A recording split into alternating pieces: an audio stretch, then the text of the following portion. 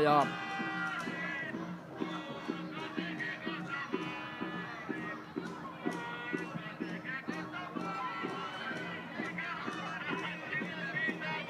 sieltä tulee erittäin vaarallisesti Törrönen, ja onko tässä heti avausmaali? Ei, Manner saa pelastettua ja ylärimaa pomppaa. Nyt oli seuraava paikkaa, Hände jatkaa siihen boksiin. Onko tässä sitten se ratkaisu? Ei. No näin, kyllä siellä Manner kestää uutta tilannetta, on tulossa Nurmi. Ihan ei pääse suoraan siitä pienestä pompusta laukomaan. Painii siinä Sutelan kanssa. Hakee siihen tuomista, mutta ei jää pallo siihen asti menee. Oppista keikkaa, mikä syöttö tulee, mutta on myös loistava pelastus ja toisesta vielä Hände vetää sitten maalista ohi. Mutta toki sitten kun katsotaan noita päästettyjä maaleja, niin Hongalla on KuPSin kanssa vähiten, kun nyt on seuraava paikka ja on tyhjä maali ja siitä nyt Åland United rankaisee.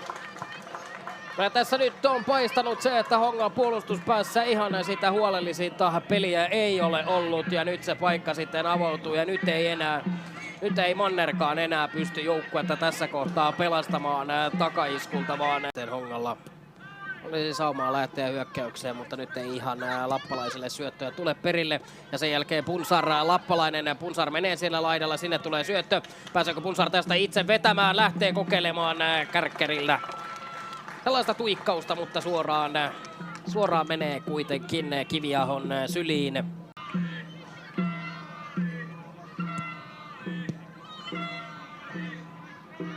Lappalainen on nyt siellä boksissa. Pelaa sinne taustalta, sieltä lähtee Juuselan laukaus. Korjataan Sutelan laukaus ja ylärimaan menee. Miettunen on tulossa ylös. Jatkaa siihen Törröselle. Terävä keskitys tulee Törröseltä ja onpa upea. Onpa upea Åland Unitedin 2-0 osuma. Kyllä nyt melkein on sitä highlights-kamaa tässä kohtaa. Mikä syöttö?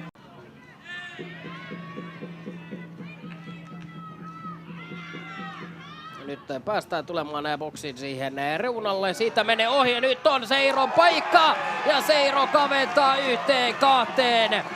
Nyt voi sanoa, että jos se pelin alussa vähän Hongan puolustus nukkui, niin nyt nukkuu sitten Åland Unitedin puolustus. Elli Seiro aivan vapaana on siellä ja laittaa pallon ohi Jessica Kiviahon ja Honka nousee tähän taistoon mukaan. Tässä vielä uusintana. Nyt sähälletään oikein kunnolla, kun jätetään Seiro sinne aivan yksin ja Elli Seiro kiittää ja iskee kauden 6. maalin ja tuo Hongan maalin päähän. Peliä ei ole vielä pelattu. En tiedä miksi siinä lähdettiin vain pallon eteen tässä kohtaa. Celia Salo ja sitä kautta se tarjoaa Elli Seirolle sitten paikan. Hongalla tässä kohtaa, kun tuolla nyt on 3 joukkueella pelaajia tuolla alhaalla.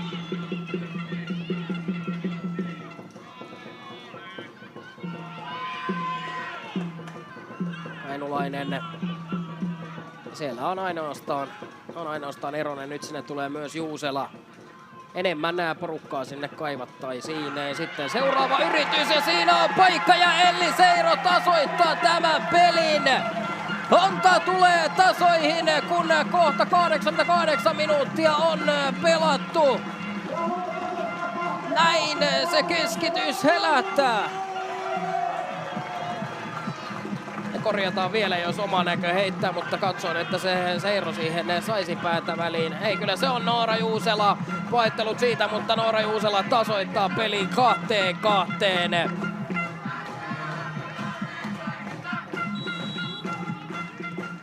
Voimakas keskitys kainulaiselta, loistava esityö tähän osumaan ja Honka tasoihin. Miksikä se ei nyt sitten, kun hyvä viire on päällä, niin kävisi sitten laittamassa sitten seuraavaa maalia ja ottamassa sitä voittoa tästä pelistä. Ylivoimallahan tässä joka tapauksessa Honka edelleen tietenkin pelaa. Noora Juusela kauden 3. maali.